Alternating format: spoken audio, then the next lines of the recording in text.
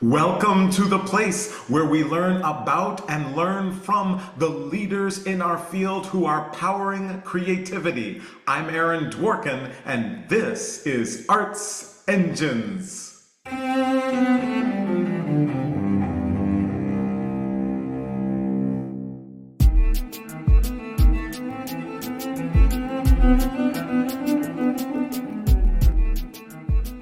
Thanks again for joining me here on Arts Engines. Today's guest is Jeffrey Sposato, who is the chair of Wayne State University's Department of Music. Jeff, welcome to the show. It's thrilling to be here. Thank you so much. Well, so I'm so excited to talk to you, and obviously I get the advantage and honor of being able to see the work of Wayne State and of the department up front. We obviously share a region and a state, with both Sphinx being based there and also the work that I do at Michigan. So I'm so excited to talk to you because the role of the department is really key in the city. But I thought first it would just be great if you could kind of just share with our audience what's kind of the scope of the Department of Music at Wayne State. Sure. Yeah. So the Wayne State Department of Music, I wish we had the title School of Music. And one of these days, I'm hopefully going to convince them that we get to change the name because we really are a school of music. We are a comprehensive music school. We offer performance degrees. We offer music education degree, graduate degrees. We have a strong program in music business and especially music technology. So we really do cover the entire gamut, and we also serve the university generally in terms of ensembles, other general education courses, things along those lines. So really very similar to your standard full-blown music school, just we have the name department. Awesome, awesome, awesome. So, of course, you're a Department of Music in a music city, the city of Detroit. And so I know that there's a lot of, people in our audience there, especially those who are at and or who are leading schools of music, departments of music, but also other arts organizations who are often thinking about their relationship to their community. And so just wondering, how does that enter into your leadership? How do you view it? And what does the department do? Well, thanks for asking that because it's really what drew me here was this possibility of connecting with Detroit. I mean, as you know very well, Detroit has this unbelievable music legacy. It's a legacy of an incredible innovation and so many styles of music, Motown, techno, rap, all sorts of different kinds of styles have come out of the city. So people here know the music business. They know how to create something new. And so I'm brand new to Detroit. I've only been here for 8 months now.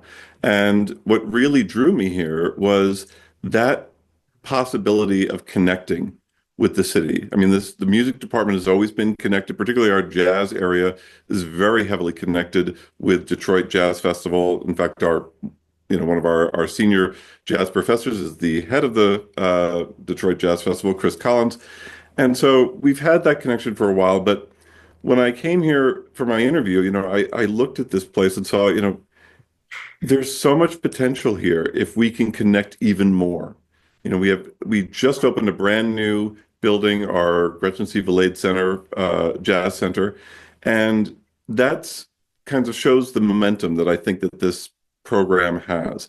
And so when I was looking around at positions, one of the things I really thought a lot about was, I want my next job to be meaningful work. I mean, I think all of my jobs have been meaningful work to a degree, but I was very fortunate last year that I had been selected for a program. I was at the University of Illinois, and I was selected for a President's Executive Leadership Program, which was designed to take administrators and prepare them for more senior positions within the university. And we visited the main campuses of the UI system. And our first visit was up at University of Illinois, Chicago.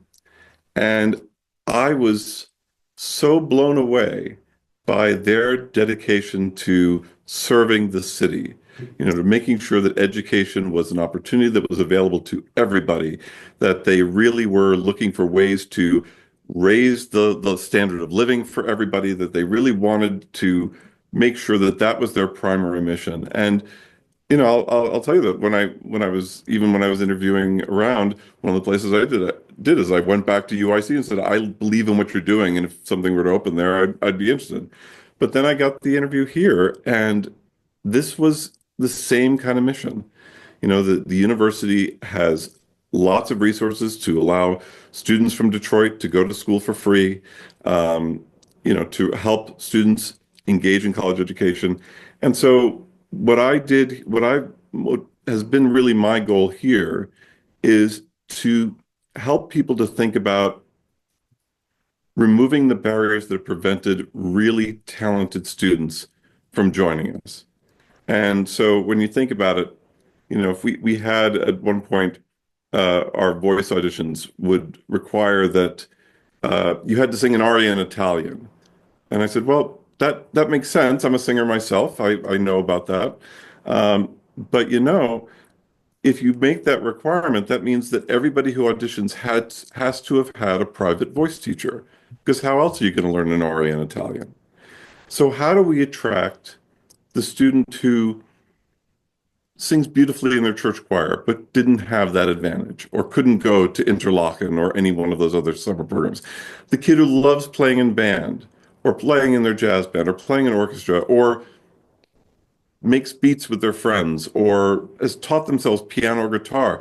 Those are incredibly talented people. And we need to recognize that they are as deserving of a music degree as anybody else. And especially when you think about the history of Detroit, Detroit went through a bit of a downturn where there was a huge cutback in what they were providing in terms of the arts.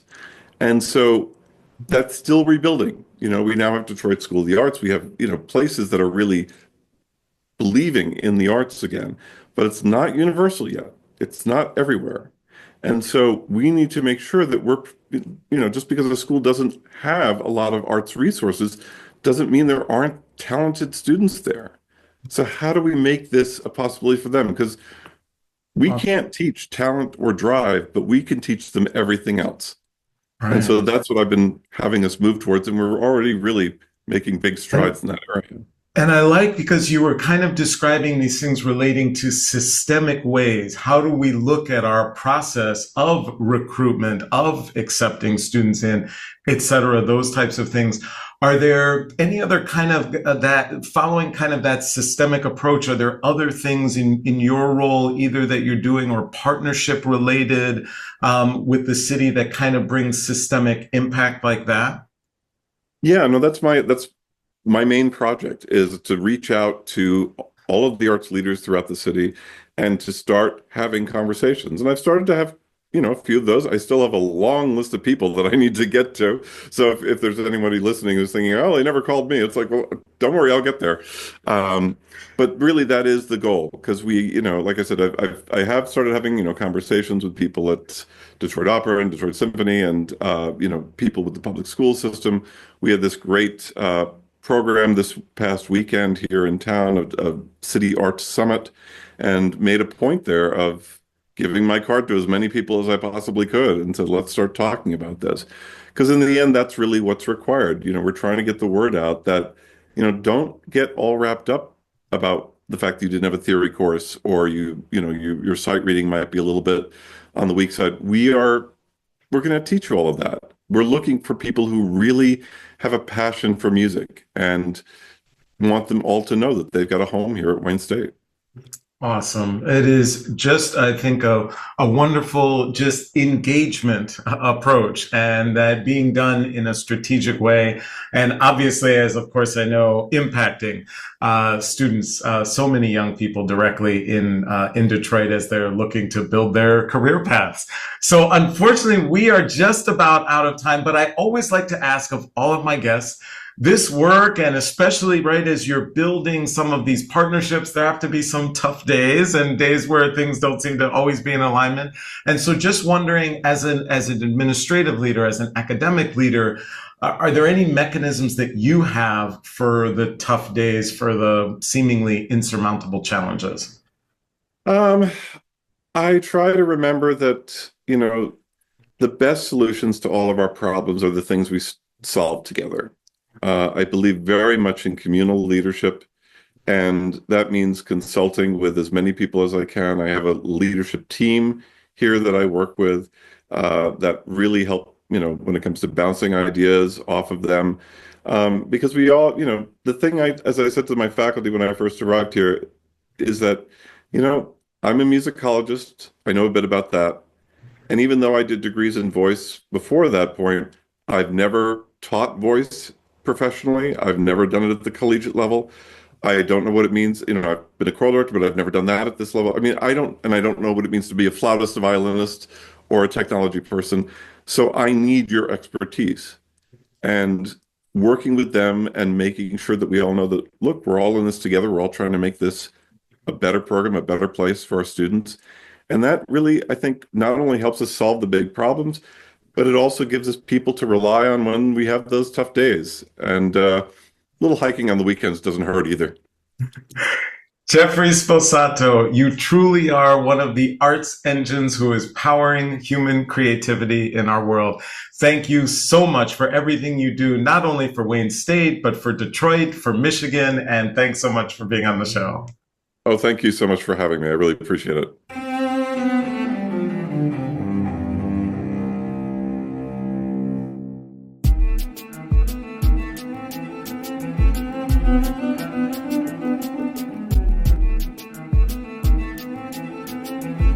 Thank you.